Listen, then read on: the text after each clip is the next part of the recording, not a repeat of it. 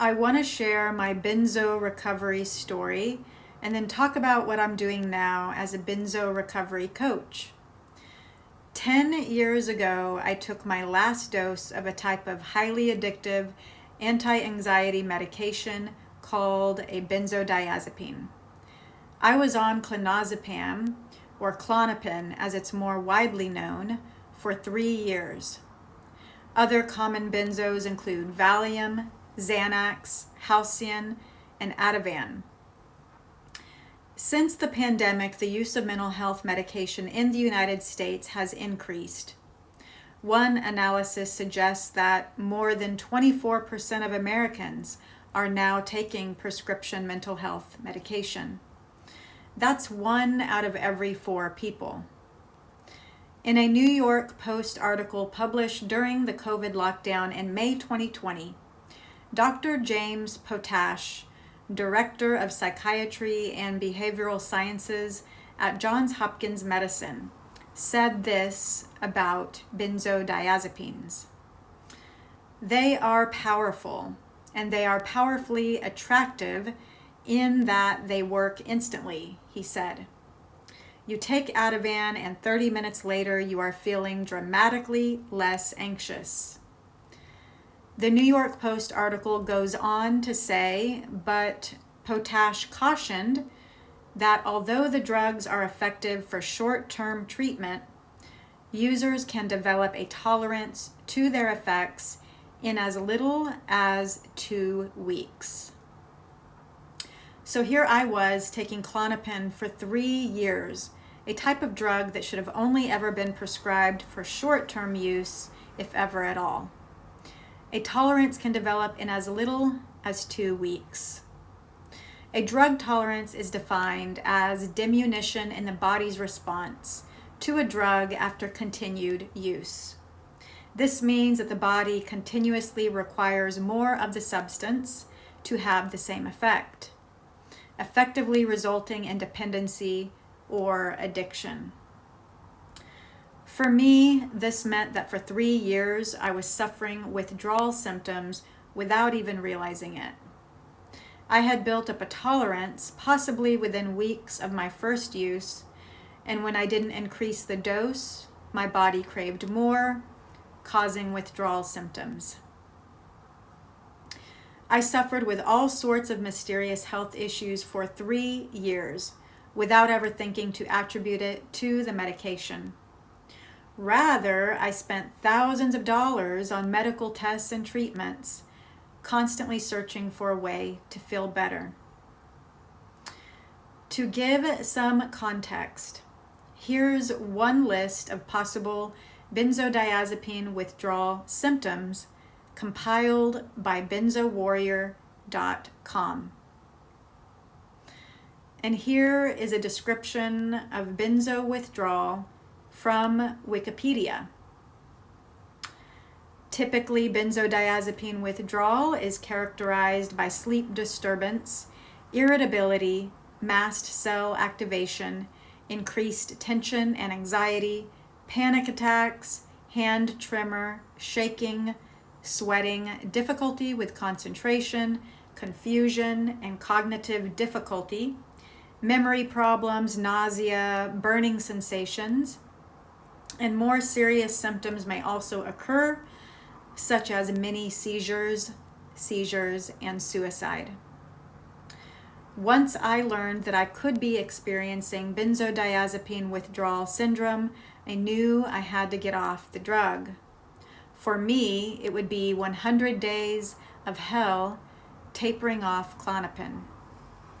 To tell more of my story, here's a post that I wrote back in 2013, 10 years ago, on a benzo support forum detailing my benzo recovery story.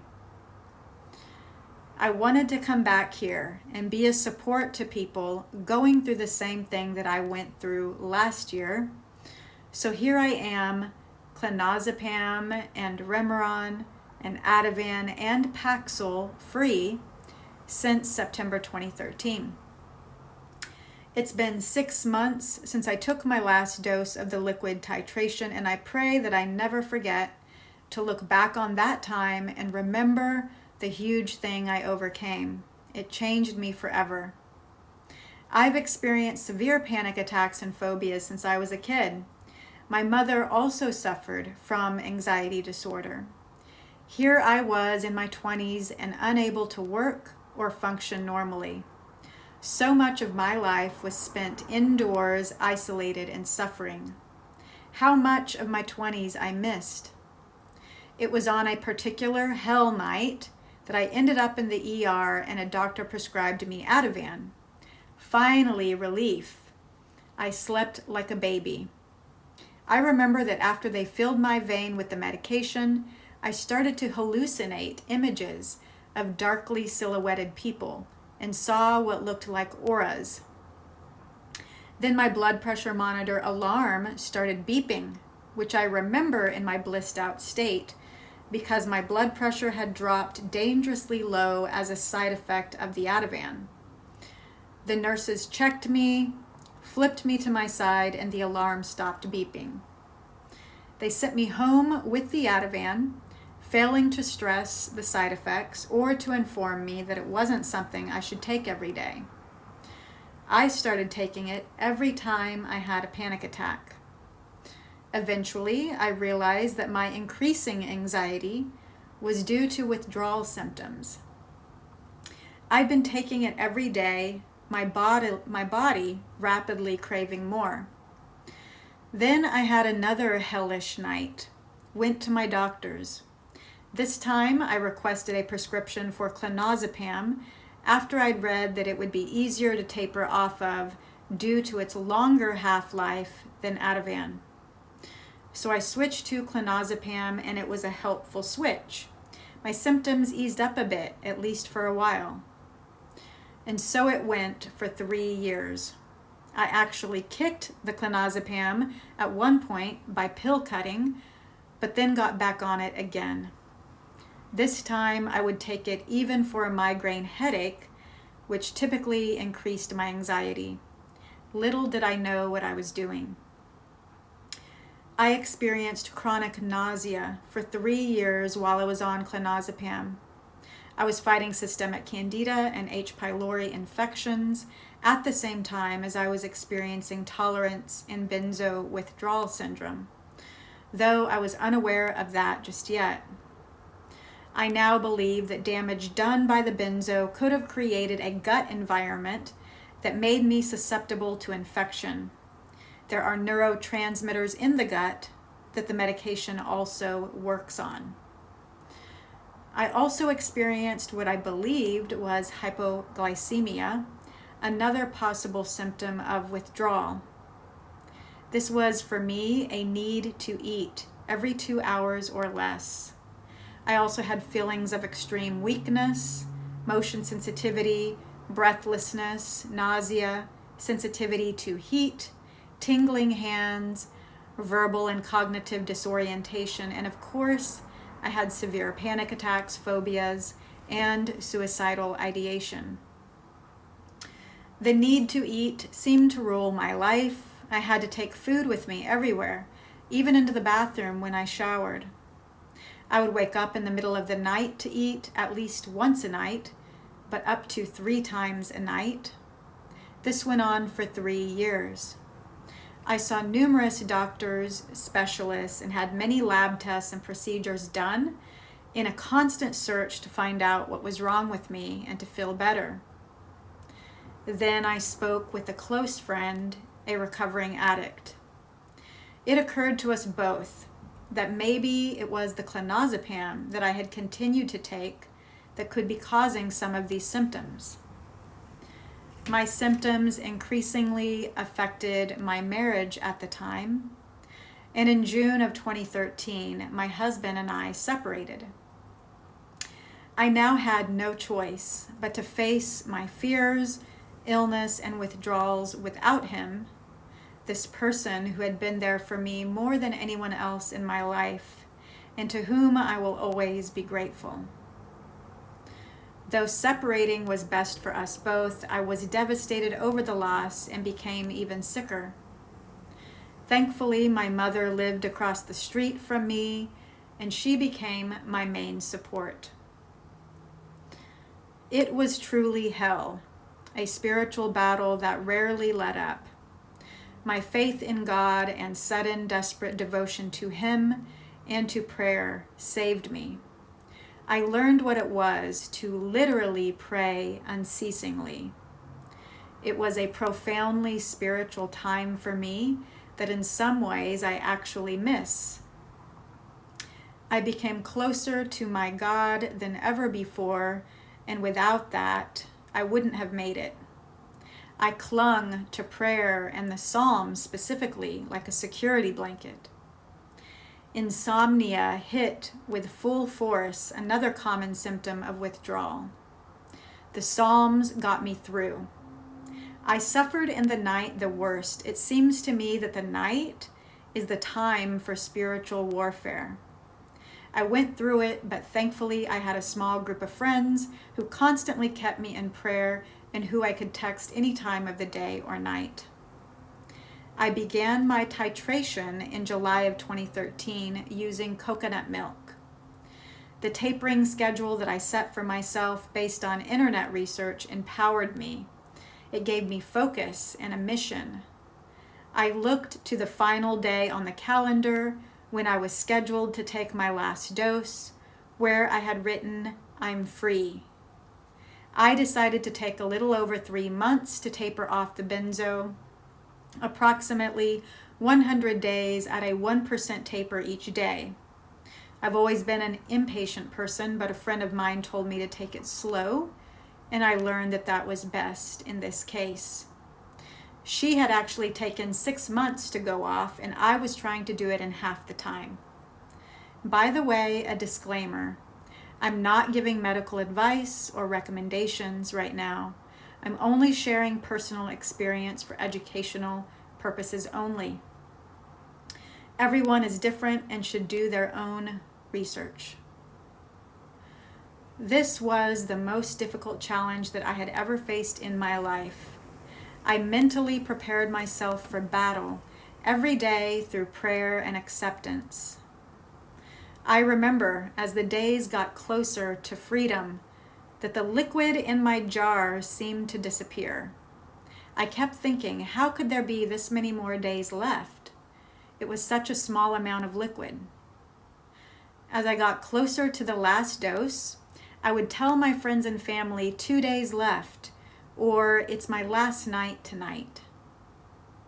I had my sister and mother come stay the night with me for the final 2 days of my last 2 doses. I thank God for them because that last night was incredibly difficult.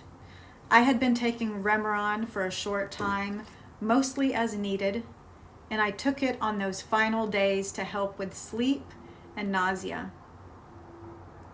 So it's been 6 months at the time that I wrote this testimony, and I'm gradually getting stronger. What symptoms I still have may be due to damage caused by the drugs. They may have affected my thyroid and adrenals, which I am now working to heal through chiropractic supplements and nutrition, as well as exercise.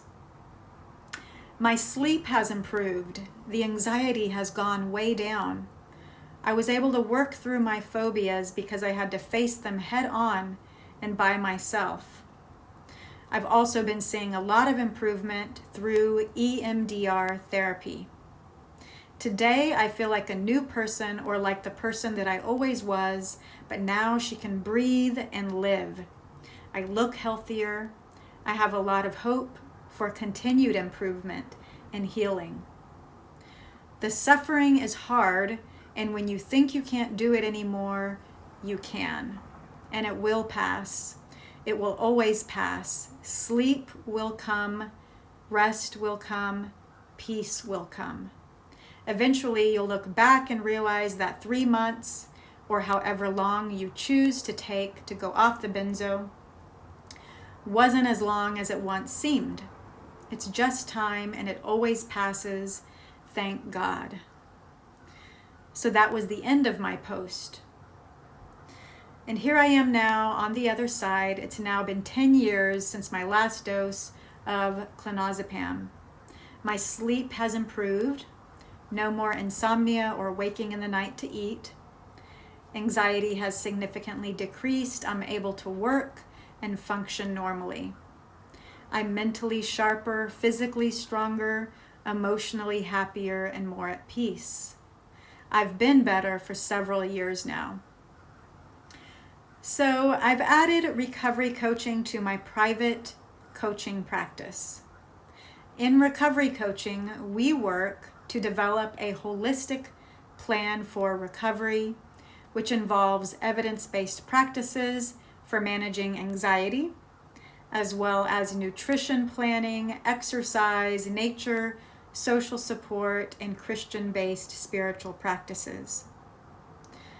Here's a look at my website where you can find more information on my coaching services. If you or someone that you love is struggling with anxiety and you're considering talking to a doctor about medication, I encourage you to do your own research. Learn about possible side effects in benzodiazepine withdrawal syndrome. Be your own health advocate so that you can make a more informed choice. Anxiety can be miserable, but there are plenty of non-medical solutions out there. In the same New York Post article that I quoted earlier, Dr. Beth Salcedo, a psychiatrist and the past president of the Anxiety and Depression Association of America, said that the best ways to deal with anxiety included exercising, eating well, avoiding alcohol, and making sure that we surround ourselves with our social support as much as possible. So a healthy body is a healthy mind. We all need good nutrition, sleep, exercise, sun, and social support. I would personally add spiritual support to this as well. Since going off benzo is my number one go-to strategy for coping with anxiety that comes up, apart from my faith, is exercise. So I encourage you to consider whether you've exhausted all other options first. And as a final PSA, I believe in our modern day culture that we've become addicted to comfort, to the soothing of pain and suffering. It would be helpful for all of us to learn to accept suffering as a part of life to build up resilience. Typically, as with all emotions, anxiety and depression come and go as we focus on moving forward in our lives.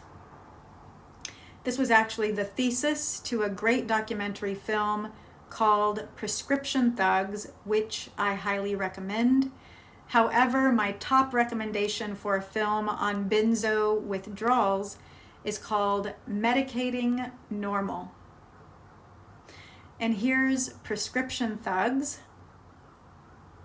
I also recommend Take Your Pills, Xanax, which is about benzos, and the film Take Your Pills, which is about the drug Adderall. I will also put the links to the sources I used for this video down in the description. If you appreciated this message, please like and subscribe, and otherwise, I hope it was helpful. Thank you for watching, and God bless.